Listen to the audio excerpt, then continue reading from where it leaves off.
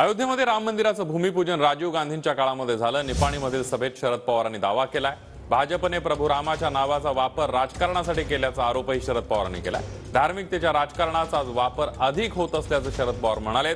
तर पंतप्रधान मोदी लोकार्पणापूर्वी 10 दिवस उपवास करणार असल्याचं पवारांनी म्हटलंय। गरिबी हटवण्यासाठी त्यांनी काही केलं असतं तर बरं झालं असतं असं म्हणत मोदींवरही शरद पवारांनी निशाणा साधलाय। मंदिराचा इतिहास बघितला, तिचं मंदिर बाबरी मस्जिद फाडल्याच्या नंतर बांधण्याचा ज्यावेळी विचार झाला त्यावेळेला त्याची परवानगी ही राजीव गांधी प्रधानमंत्री असताना झाली।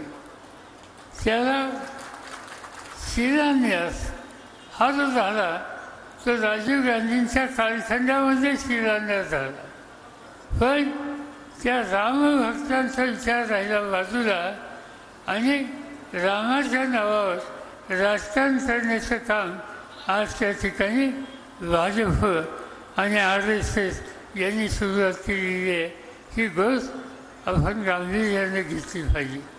राज्यकर्ते या देशाचा जो उपाशी शेतकरी आहे, मजूर आहे, कष्टकरी आहे, त्याच्यासाठी प्रयत्न करत नाही।